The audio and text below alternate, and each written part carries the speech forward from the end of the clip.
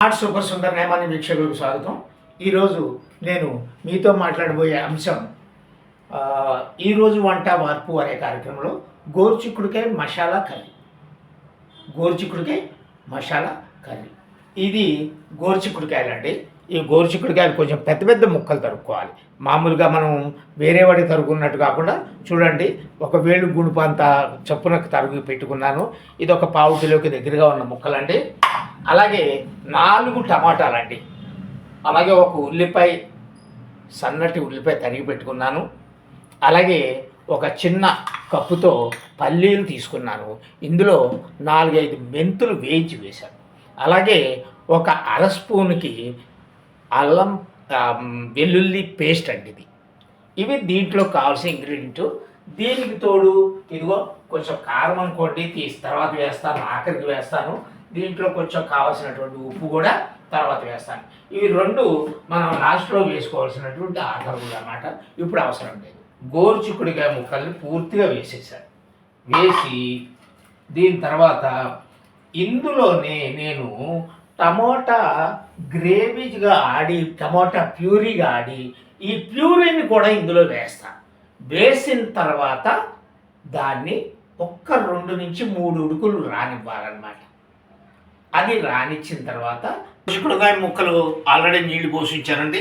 ఇదిగో టమాటా ప్యూరీ మెత్తగా ఆడాను. ఇది కూడా ఇందులోనే వేసేస్తున్నాను. అయిపోయిందండి. ఇది కొంచెం కలిపేసేసి ఒక్కసారిగా దీన్ని నేను కుక్కర్ మీద పెడుతున్నాను. ఒక్క నిమిషం అంటే చేస్తున్నానండి. ఇది 3 ఉడుకులు వచ్చిన తర్వాత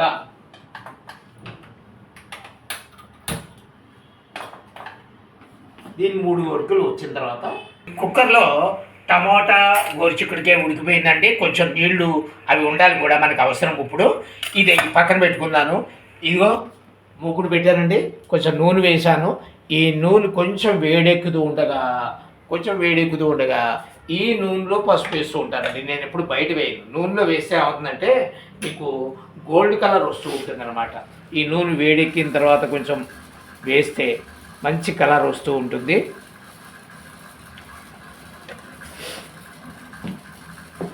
ఇది వేసిన తర్వాత వెంటనే నేను ఏం చేస్తున్నానంటే ఈ తరిగి పెట్టుకున్నటువంటి ఉల్లిపాయ ముక్కలు వేస్తున్నానండి.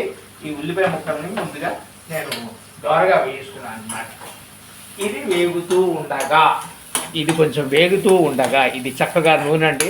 గా నూనె కదా, మీకు ఎప్పుడైనా సరే మామూలు నూనె మీకేం పొంగదు. కానీ గా నూనె అయినప్పుడు, అదే నువ్వుల నూనె అయినప్పుడు ఈ రకంగా రావడం అనేటువంటి జరుగుతూనే ఉంటుంది. మీ ఏం వండుతున్నా దేంట్లో వేసుకున్నా, పోపులో వేసుకున్నా నురగలాగా వస్తూ ఉంటుంది. ఈ గా నూనె స్వభావం అంత అన్నమాట.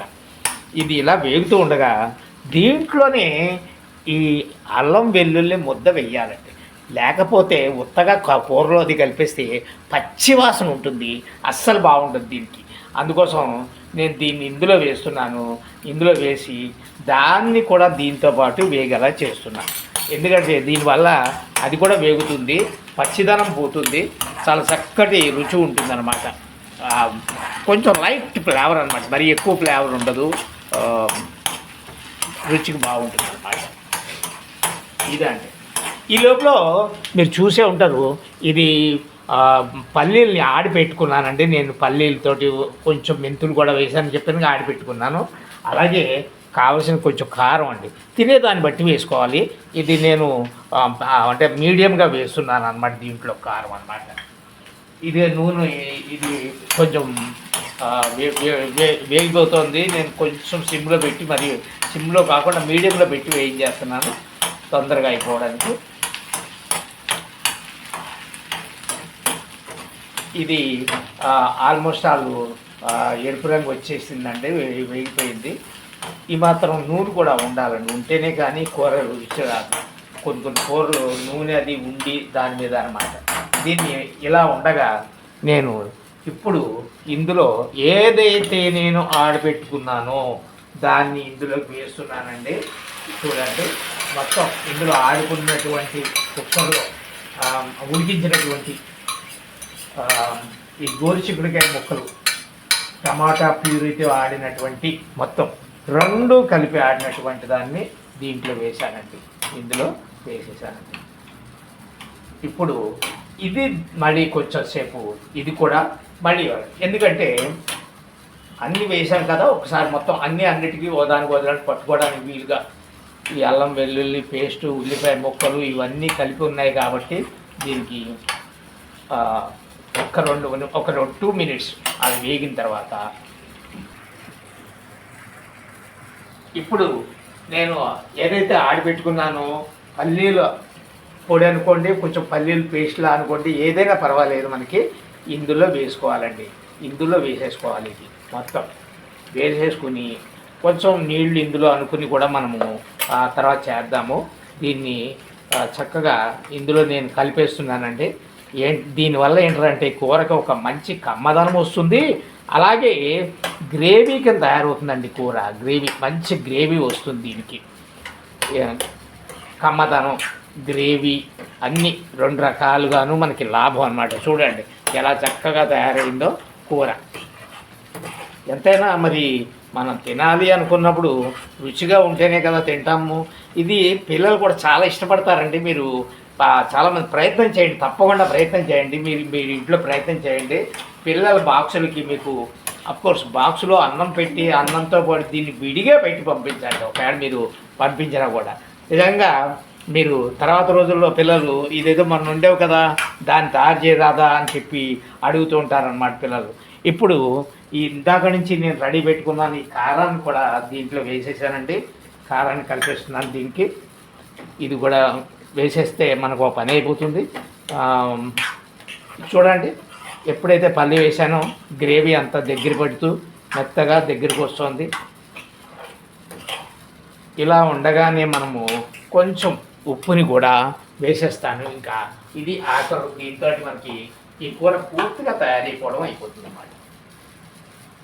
కావాల్సిన రుచి మేర, అంటే మరి ఎక్కువైనా అంత బాగుండదు అనుకోండి ఇది. ఎందుకంటే ఉప్పు ఒక రవ్వ తక్కువైనా మనం కలుపుకొని మళ్ళీ తినొచ్చు, కానీ ఎక్కువైతే మాత్రం ఇంకా దాన్ని మనం చాలా ఇబ్బంది పడాలి. మళ్ళీ దానికి రకరకాల పద్ధతులు పాటించి మళ్ళీ దాన్ని తగ్గించుకోవాలంటే ఇబ్బంది అవుతుంది అన్నమాట. సో మీరు ఏదైతే మీరు ఇందాక నుంచి నేను చెప్తున్నానో గోరుచిక్కుడుకాయ మసాలా కర్రీ అనేటువంటిది తయారైపోయిందండి. దీంట్లో అనవసరమైన మసాలాలన్నీ ఏమీ వేయక్కర్లేదండి. చాలా బాగుంటుంది. ఇది ఇలాగే చక్కగా ఉంటుందండి. దీంట్లో మనకు కావాల్సింది మెయిన్ టమాటా ప్యూరీ, పల్లీల యొక్క పౌడర్ ఆర్ పేస్ట్ ఏదైనా పర్వాలేదు. ఎందుకంటే ఇక్కడ కుక్కర్లో ఉన్న వాటర్ని బేస్ చేసుకుంటూ మనం తయారు చేయాలి. కుక్కర్లో వాటర్ ఎక్కువ ఉన్నప్పుడు పౌడర్ పల్లీలు పౌడర్గా ఉండాలి. వాటర్ తక్కువ ఉన్నప్పుడు పౌడర్ కొంచెం ముద్దగా నీడతోటి కొంచెం వాడుకున్నా పర్వాలేదు. అలాగే తగినంత కారం, తగినంత ఉప్పు అండి. అయిపోయింది. ఇంకా దీన్ని మీరు రోటీలతో తింటారా, బాక్స్ అన్నంతో తింటారా, మీరు తినచ్చండి. ఇదిగో దీన్ని ఒక దీంట్లో బౌల్లోకి తీస్తున్నానండి. మీకు చక్కగా దీనికి మీరు కొత్తిమీర అవి ఏది పెద్దగా వేయాల్సిన అవసరం కూడా ఏమి ఉండదు. మొత్తం అంతా ఫ్లేవర్ అనేటువంటిది ఏదైతే ఉందో ఈ పల్లీలు కొంచెం మెంతులు వేసి ఆడాం కదా, దాంతో మొత్తం అంతా వచ్చిందండి. ఇది మీకు చూడండి కూర మొత్తం కోరిందండి. ఇప్పుడు నేను తయారు చేసినటువంటి గోరుచిక్కుడుకాయ మసాలా కర్రీ అన్నమాట.